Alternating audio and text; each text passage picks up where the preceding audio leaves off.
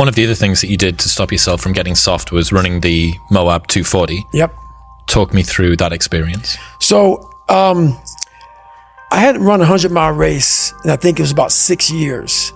I had, some heart surgeries. I had maybe some questioning in my mind about, I call it part-time savage. I started kind of going through this. I started getting, a little bit injuries, a little bit of this, a little bit of things that back in the day never slowed me down. So when I got my head out of my ass and realized that, hey, we have more left, we can still push harder, we're not there yet. I realized, talking to a guy named Cameron Haynes, who did this race, 240-mile race. And I go, is this the new level? Is this the new push?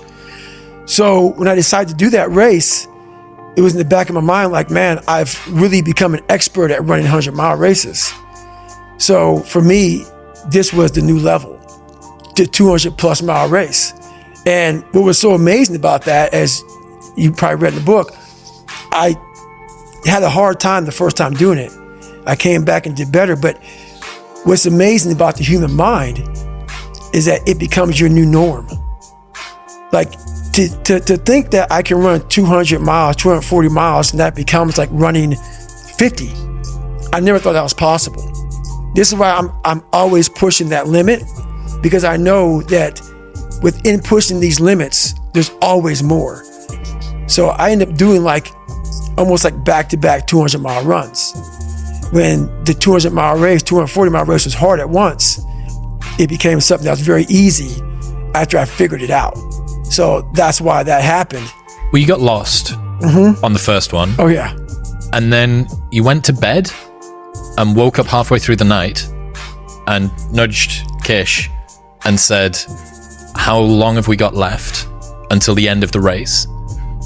But because you hadn't completed the official route, you couldn't go across the official finish line. Yeah. So you ring your race pacers, some of whom had gone home. Yep. What do you think? It's so 3 a.m. and you're ringing people saying, that race that we just finished because of health problems? Right. Can we go back and finish it? So the crazy thing about that, in that spot, so I got lost the first time. I got seriously sick, was off course. So basically, I bed down about 12 hours. Then I got back in the race. So I was still part of the official race now. Okay. So the first time I got lost, I got sick, got lost, got back in the race after 12 hours of being out of the race. So now I get to about 200 and some odd miles and I'm sick as hell. Can't breathe, high altitude pulmonary edema, totally jacked up. And now the doctor tells me, if you get off course now and you go to the doctor, you won't be able to come back and finish the race. So I had to make a call. Like, what? I'm pretty messed up, got off. So this is where you're talking about. I'm literally laying in bed and I'm feeling better. And I thought, honestly, I swear to God, I thought that someone was speaking to me. I thought it was Jennifer. It was like, you're not done yet, motherfucker. And I'm like, what the fuck is this? It was actually probably my subconscious saying, get your ass back out there. So I wake Jennifer up. I'm like, hey, how much time do we have until the cutoff? I know that I'm already, DNF'd. So no matter what happens here, I'm not going to be an official finisher of this race. This isn't for glory. No. This is now for the fact that you can.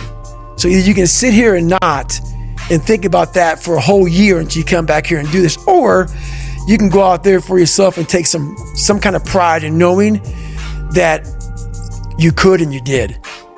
So basically, I wake her up, how much time left? She goes something like, I don't know what it was. Would you say what time was?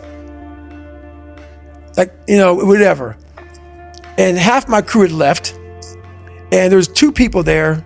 I woke them up. They were getting ready to get on a plane. I said, look, can you guys help me out?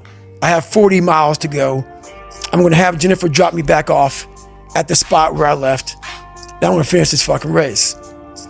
And I couldn't cross the finish line because I wasn't an official finisher.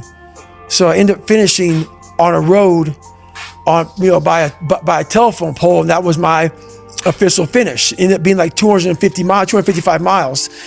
But it's one of the best races of all time because we're going through it fast.